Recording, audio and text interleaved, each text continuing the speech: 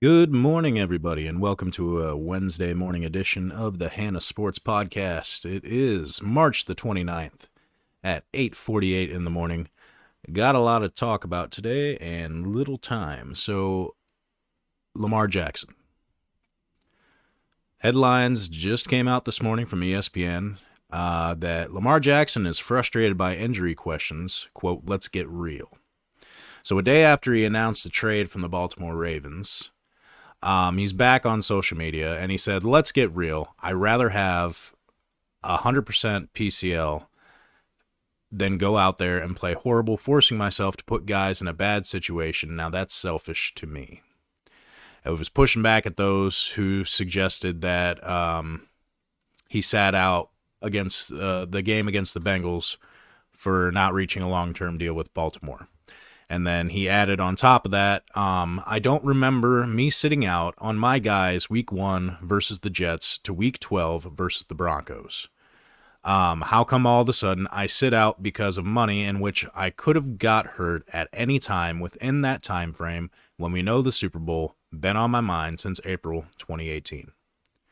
And when it says, continuing on, that when he sprained his left knee December 4th, it was initially believed that he would miss 2 to 3 weeks, but he was sidelined for the final 6 games, including the postseason loss to the Bengals. It says 3 days before the playoff game, Jackson ruled himself out with a tweet that said his knee remains unstable and that his injury was more serious than originally believed. At the end of the season, when they were asked if the absence was contract-related, Ravens general manager Eric DeCosta said, or DeCosta, however you say that. I'm terrible with names. Bear with me. Lamar can speak to that, but my feeling is no. I think Lamar was hurt. It was just bad timing, and I think bad luck for us and bad luck for Lamar. It says that on Tuesday, Atlanta Falcons owner Arthur Blank said that there is some question about Jackson's durability, saying, quote, looking at it objectively, there is some concern about whether or not he can play his style of game and for how long that can last. He said, I'm not sure. He's only 26, hopefully a long time for his benefit or anybody that he's signed with, but he's missed 5 to 6 games each of the last 2 years. This is not like baseball and basketball where you're playing 82 or 182 games or whatever baseball is now. Jackson was out for the final 4 games of the 2021 season with an ankle injury before missing 6 games last season with a knee injury. A year ago, the Falcons were among the teams looking to sign Deshaun Watson, who eventually went to the Cleveland Browns on a record-setting 5 years, $230 million fully guaranteed deal. And said, quote, I think Lamar's situation, and I don't really want to spend whole lot of time talking about players on other clubs, but Lamar's situation, I think, is very different. A different player, different time. And I 100% have to agree with Mr. Arthur Blank. There's, I think, a couple of reasons why GMs aren't wanting to even look in Lamar's direction. He relies too much on his legs. He relies way too much on his legs, and which puts a very serious injury risk. If he hadn't had these injuries that have ended his season the last 2 years, we're not having this talk right now. He's either being traded to somewhere else, or he's getting the money that he wants. But that's the thing that's always bugged me about when it comes to certain quarterbacks in the NFL, is anytime there's a scrambling quarterback, I cringe if they rely too much on their legs, because this is the NFL. You're going to get hit harder than you are in college, harder than you did in high school. I imagine if you're running in the NFL, you ran in college, you ran in high school, you already took all them hits. The miles are going to eventually catch up with you. And when it comes to Lamar, not only on top of that are you having injury issues now, but everybody's trying to pat him on the back because he released all of this, I requested a trade and dropped the tweet right in the middle of when Harbaugh was going on to be interviewed. That sounds to me like you're a distraction. That right there, owners aren't going to like that. If you got problems to discuss, you do it behind closed doors. You don't tweet it out to sit there and try to ruffle feathers with the organization to try to force them to do something that they don't want to do. Ultimately, you need to go and you need to speak to them. If that's not going to work, then maybe reach out to another team that yourself or something like that. Throwing up a tweet, honestly, it just seems immature to me. But he's only 26. And then, honestly, he needs to put his phone down. He does. At this point, he's already ruffled enough feathers. It's not a good look, I think, for other GMs. Because it's like, okay, what if he... Okay, I'm hearing a lot of talk about the Indianapolis Colts. Okay, let's say the Colts go after him. They make that trade. They get a long-term extension done for him. And it doesn't work out.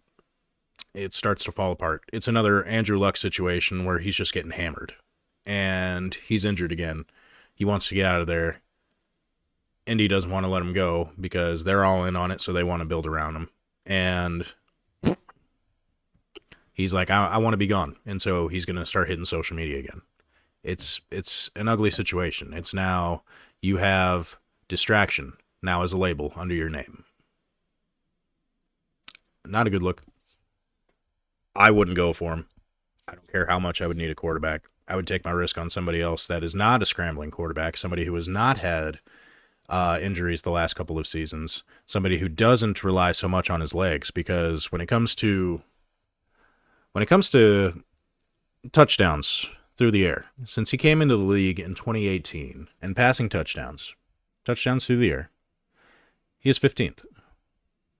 Patrick Mahomes, Aaron Rodgers, Tom Brady, Kirk Cousins, Russell Wilson, Josh Allen, Jared Goff, Dak Prescott, Matt Ryan, Matthew Stafford, Derek Carr, Ryan Tannehill, Baker Mayfield, and Carson Wentz have all thrown more touchdowns than Lamar Jackson since he has been in the NFL in 2018.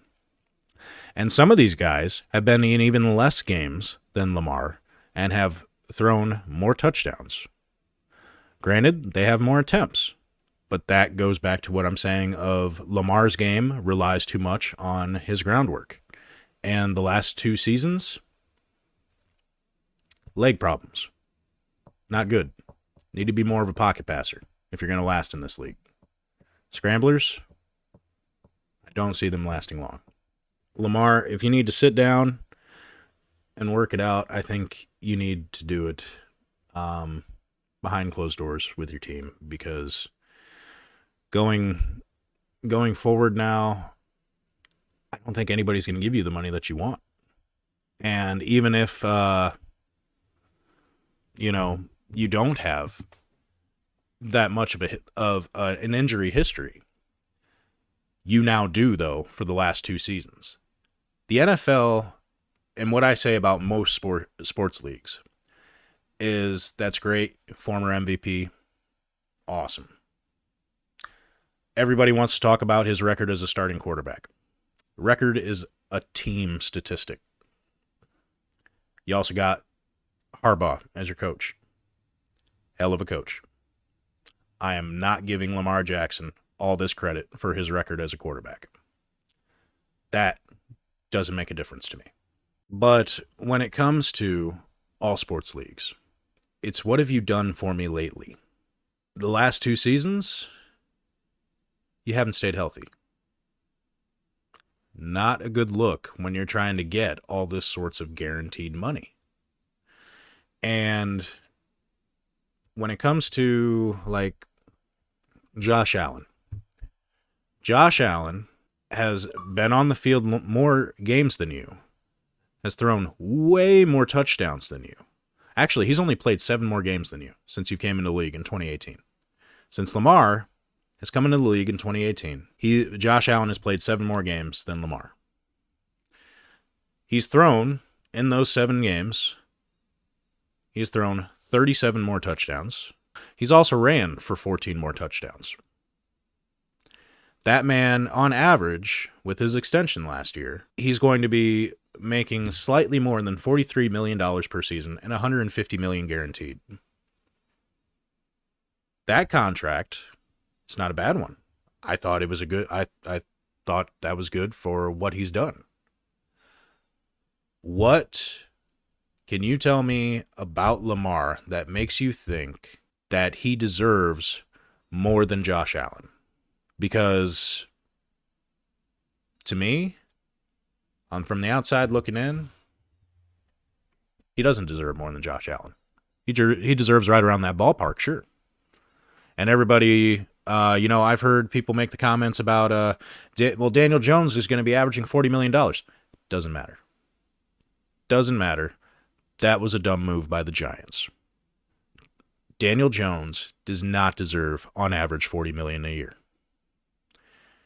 And to say that that's now setting the bar for, or the Deshaun Watson, all that guaranteed money, stupid move by the Browns.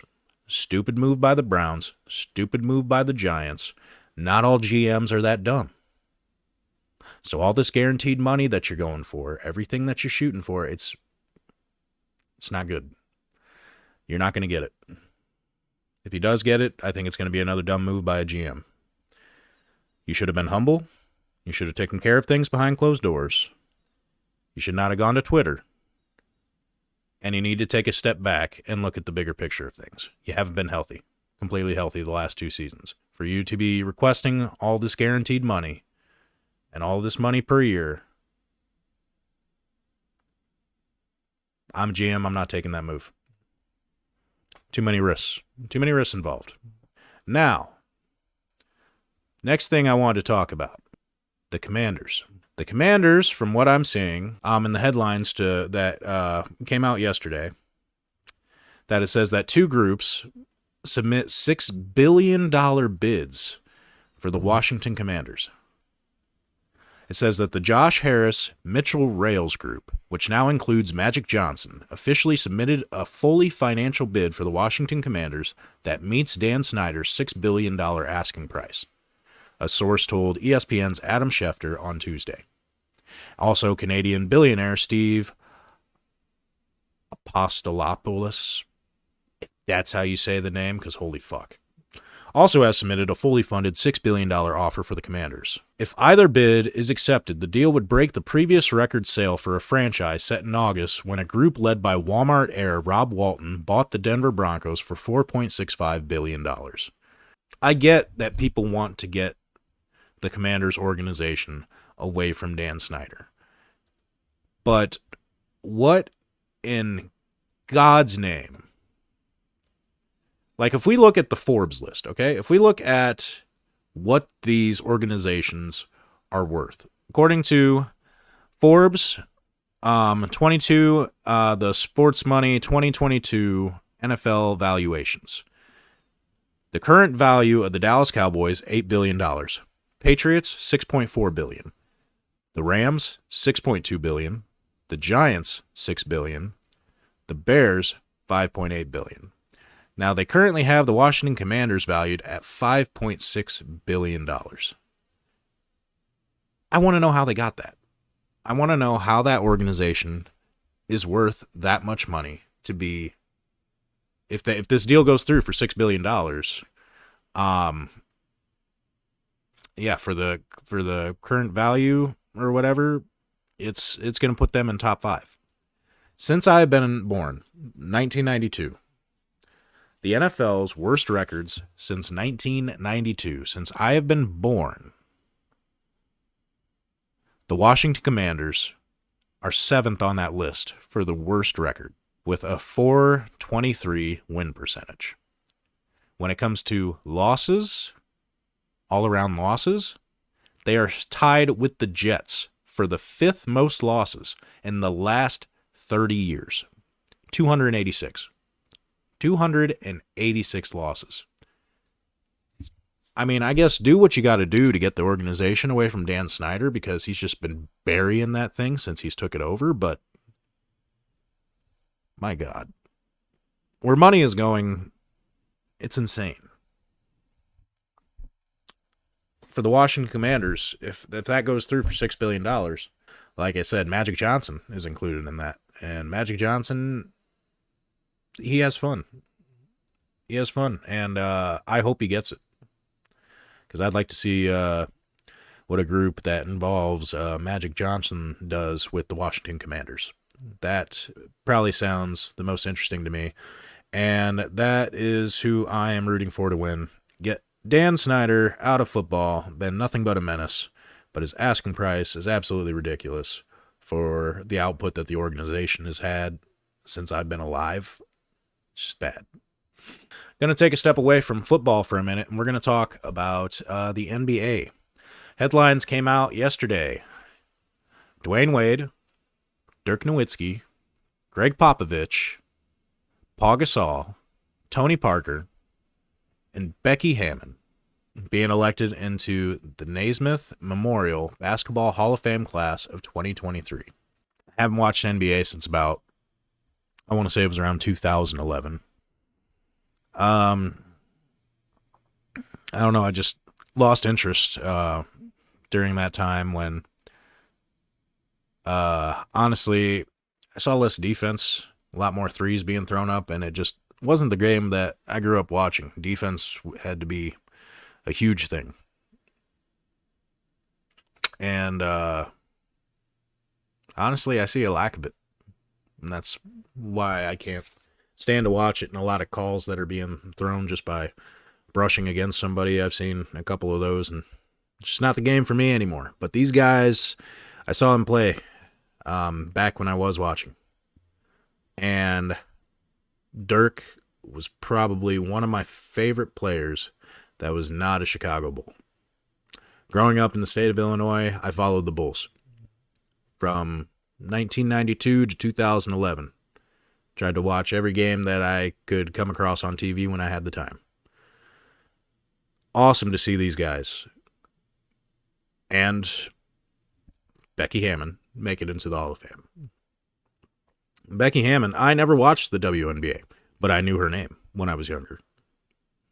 And all of them deserving. I just wanted to talk about the NBA for a moment, say who was being inducted into the Hall of Fame class, because those guys were studs. And Becky Hammon, I didn't get to see her play, was a 6-time All-Star in the WNBA, and she just coached the Las Vegas Aces to a championship in her first year with the team. So she's still going. But congratulations to all of them. Just wanted to take a moment to talk about the NBA, because I saw those headlines come up for the Hall of Fame. Kudos. And the next story, going back to the NFL, the NFL clubs table, Thursday Night Football, flex proposal. So it said that in Phoenix, while NFL owners, and this was by, this article is by Brooke Pryor for the ESPN staff writers, while the NFL owners opted not to vote on a rule that would allow games to be flexed into a Thursday night kickoff, they agreed Tuesday to modify the existing rule and allow teams to play a maximum of 2 short week games. That means that while some teams could play 2 Thursday night games, others would not have any. Back-to-back Thursday night games, such as a Thanksgiving game followed by a Thursday night game the next week, would only count as 1 short week game. So some teams could wind up playing 3 Thursday games. Quote, "We're interested in making sure that we get exposure for all our clubs," said Brian Rolop, NFL Executive Vice President and Chief Media and Business Officer. "We also believe that these national windows are for the clubs that are playing well. We want to put the best teams in the best windows." It says, while the tabled proposal and subsequent modification on the final day of the league's annual meetings in Phoenix had support from a sizable number of clubs, others met it with tepid reactions, and some were adamantly opposed, including New York Giants owner John Mara, who called the idea abusive. Mara said owner support for the proposal was close, and said he'd concerned a vote will come up again at the spring league meetings in May and will pass. A flex game would be announced 15 days before the scheduled Thursday kickoff. At some point, can we please give some consideration to the people who are coming to our games, Mara said. People make plans to go to these games weeks and months in advance, and 15 days ahead of time to say, sorry folks, that game you were planning on taking your kids to on Sunday at 1, now it's on Thursday night. What are we thinking about? And I have to agree with Mara 100%. I get that the Thursday night games, they're usually a bomb. People make fun of them. And I get that Amazon Prime was the one that paid all this money for Thursday night games and they have bombed. But this is by far the stupidest thing that I have ever heard. That 15 days ahead of time, they can just be like, nope, sorry, we're switching that game to Thursday. It's the dumbest shit I've ever heard. Specifically because what Mara said, you got to keep it the way it is. Everybody's got to get a Thursday night football game in there. It's what's fair to everybody. I don't care how good the teams are doing, how bad they're doing. It didn't matter, okay? Even if the games were shit, people were still tuning in for the Thursday night game. I was watching it. Coworkers I was working with, they were watching it. We were coming and talking about it the next day, and we would say, man, that game was ass if it was a bad game. But at no point did it ever risk us not turning on for a Thursday night football game.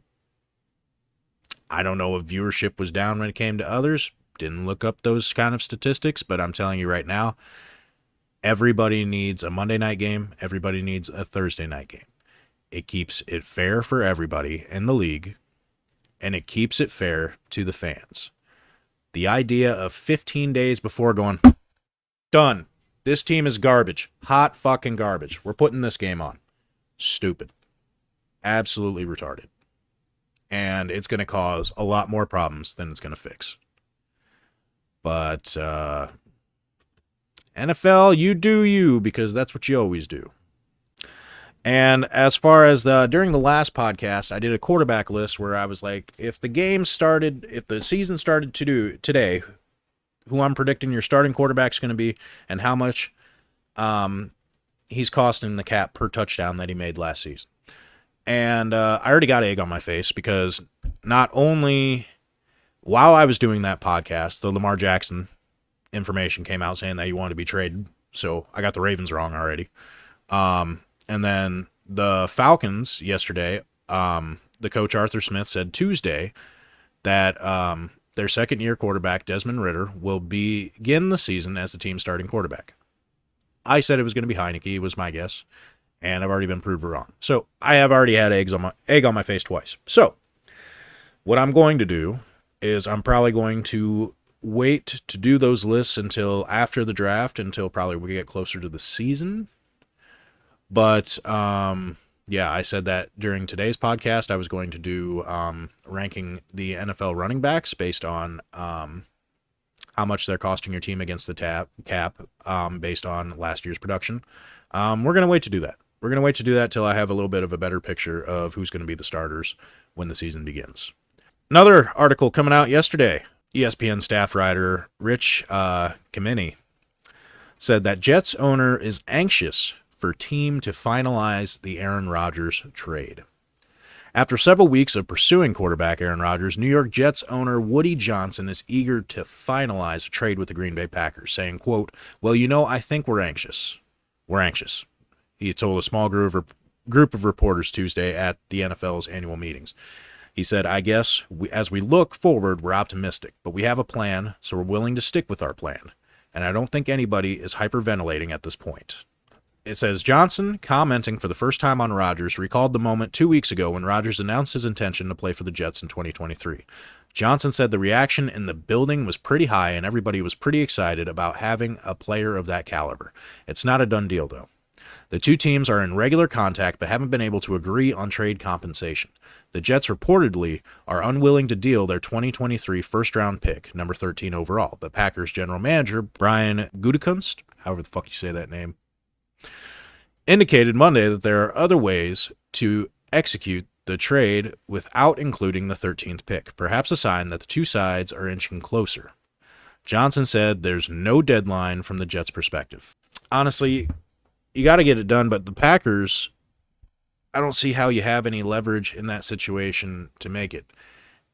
The Packers have almost already made it clear with some interviews. I can't remember whose interview it was. I think it was the Packers GM that was talking about like Aaron Rodgers in like the past tense. It sounds like the Packers are done with Rodgers and Rodgers is done with the Packers. He's made it clear he wants to move on.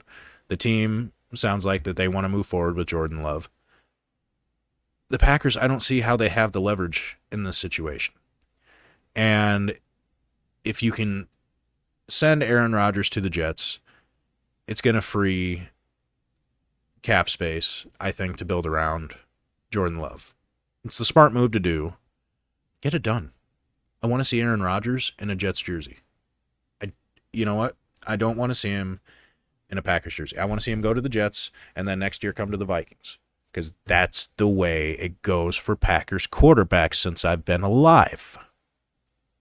And so help me God, if Jordan Love is the third coming of Christ in Green Bay at quarterback, I might just retire from the NFL myself as a fan.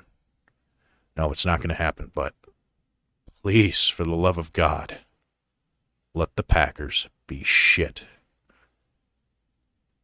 All of my life, I've had to deal with Brett Favre, then Aaron Rodgers. I have been waiting, praying for the day that Rodgers is no longer in the NFC North. Jets, get it done, please. And to go along with that, Matt LaFleur. This article came out from Rob Domovsky from the ESPN staff writer. Matt LaFleur says transition to Jordan Love will be a progression.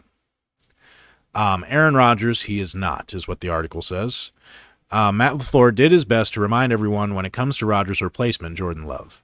He said, quote, certainly I think we're fooling ourselves if we think he's going to go out there and perform at a level to the likes of Aaron Rodgers. This guy is a once-in-a-lifetime generational talent, and I don't think it necessarily started that way when he first started, but he progressed into that. It's going to be a progression. It's going to be a different role for him, certainly, and I think we all have to temper our expectations for him. It's different when you're going into a game versus when you're starting a game. It's going to be a process, but it's going to be exciting for him and for us.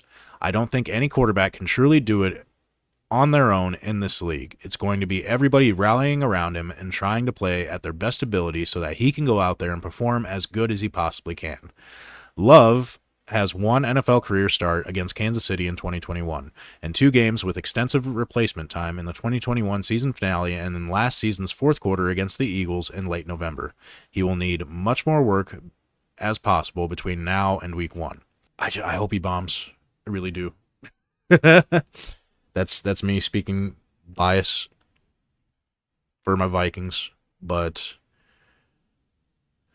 I just want a decade where the Vikings dominate the North. Just 1 decade, please. And I don't think that's going to happen right now because it sounds like we're in the middle of a rebuild, which is exactly what we need. I hope that we can be competitive this year, but for the Vikings, I want a solid rebuild.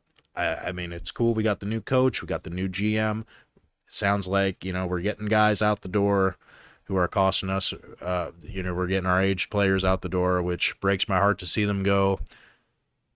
But at the same time, it's what needs done. Get it done.